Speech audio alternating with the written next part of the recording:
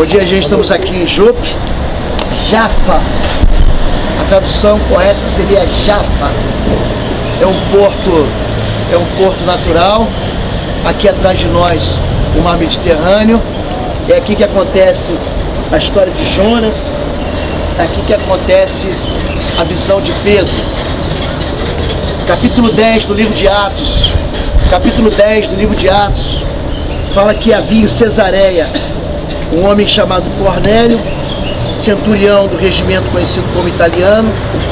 Ele e toda a sua família eram piedosos, tementes a Deus, davam muitas esmolas ao povo e oravam continuamente a Deus. Certo dia, por volta das 3 horas da tarde, ele teve uma visão e viu claramente um anjo de Deus que se aproximava dele e dizia: Cornélio. Atemorizado, Cornélio olhou para ele e perguntou: o que é, Senhor? O anjo respondeu: suas orações e esmolas subiram como oferta memorial diante de Deus. Agora mande alguns homens a Jope, essa cidade aqui, para trazerem um certo Simão, também conhecido como Pedro, que está hospedado na casa de Simão, o curtidor de couro, que fica perto do mar.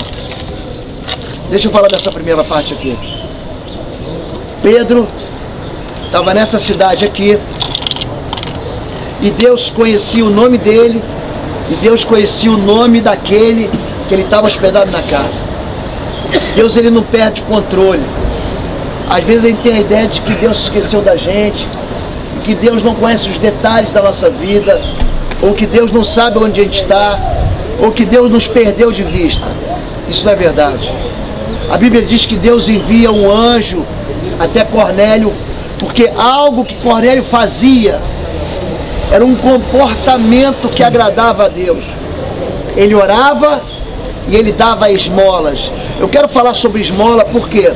Porque no meio cristão protestante, no meio cristão de corte evangélico, pouco se fala sobre esmola. Se fala sobre dízimo, se fala sobre oferta, se fala sobre primícia, se fala sobre dedicação de bens, mas pouca coisa se diz sobre esmola. Esmola é um princípio bíblico, gente. Jesus diz: é melhor dar do que receber. Esses dias eu estava com o Arthur em Curitiba e estava muito frio. E de repente um rapaz estava do lado de fora. Ele era visivelmente um drogadito. Era alguém que estava pedindo esmola para comprar droga. Estava frio, estava chovendo, estava à noite. Eu e o Arthur estávamos num carro, no quente, abrigado da chuva. E eu peguei então o dinheiro, abri o vidro e dei para aquele rapaz. E o Arthur perguntou para mim assim: pai, ele vai comprar por droga. Ele vai trocar por droga, vai comprar droga. E eu disse pro meu filho: filho, é melhor dar do que receber. É melhor estar aqui no quente, no seco, dando.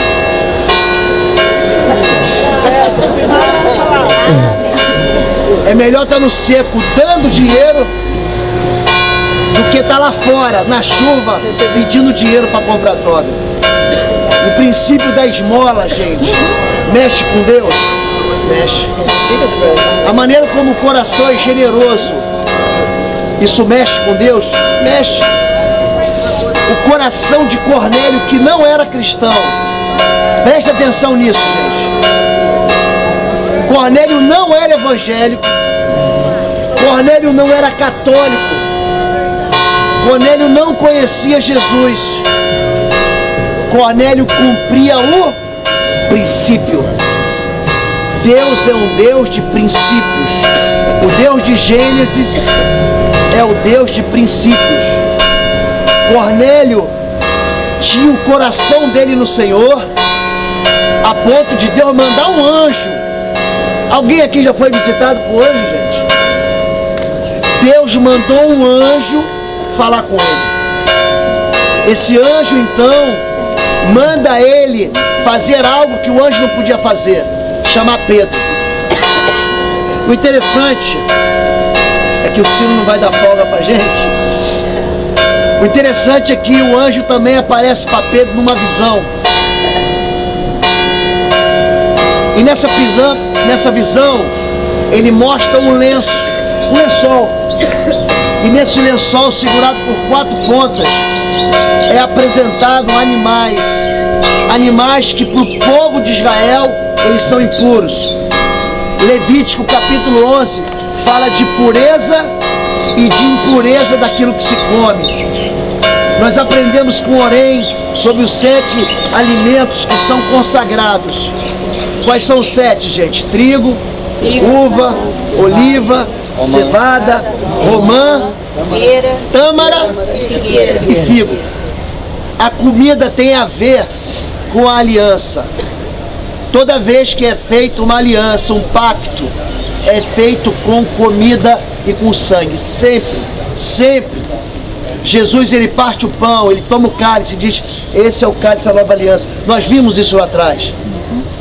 Pedro então é convidado por aqueles centuriões. Ele entende que Deus está chamando ele para pregar não só o evangelho aos judeus, mas também aos gentios. Ele sai daquele lugar onde ele está, ele sai de Jope e vai então encontrar aquele povo que está lá perdido em Cesareia. O interessante é que quando Pedro chega, preste atenção nisso, Cornélio fica de joelhos. No outro dia chegaram a Cesareia, Cornélio esperava com seus parentes, amigos mais íntimos.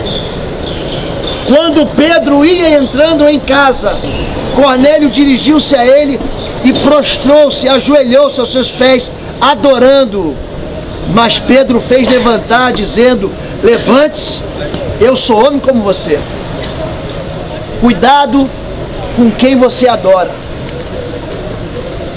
Pedro é considerado dentro da igreja católica apostólica romana como Papa.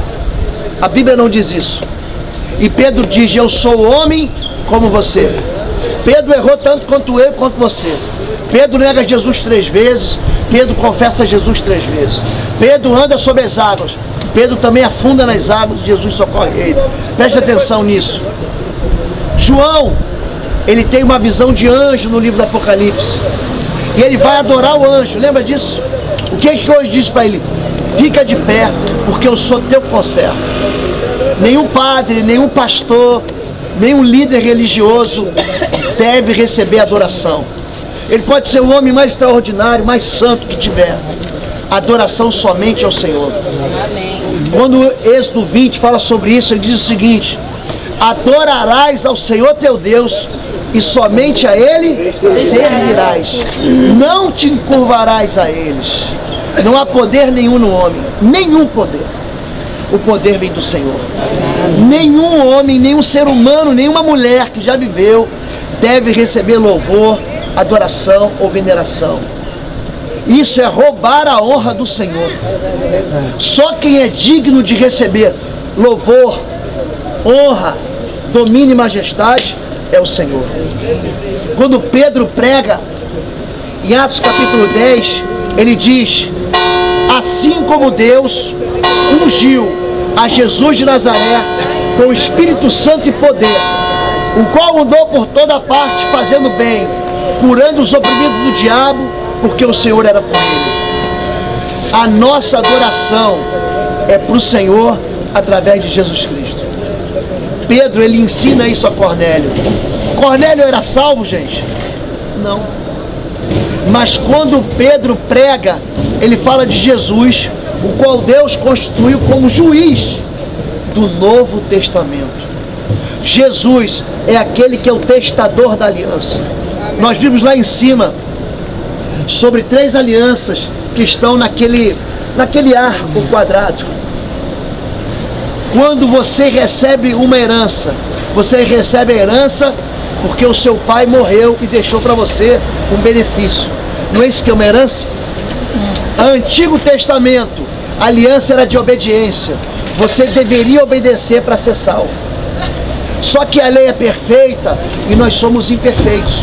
Não há ninguém que consiga se salvar. Não há ninguém que consiga cumprir a lei. Por isso, nós dependemos de um Salvador. Então, aquele que escreveu a lei, ele morre debaixo da lei para que você pudesse receber herança. Você quer vida eterna? Entrega a tua vida ao Senhor Jesus. Você quer receber a herança da vida eterna? Acredite, é a Bíblia que diz isso. É a Escritura. Nenhum tio, nenhuma vírgula da lei vai deixar de se cumprir. Nós não somos salvos porque somos bonzinhos. Nós somos salvos porque Jesus nos salvou. Se nós acharmos que vamos ser salvos porque nós fazemos bondade, o nosso lugar não vai ser no céu. Jesus era amigo de gente que não prestava.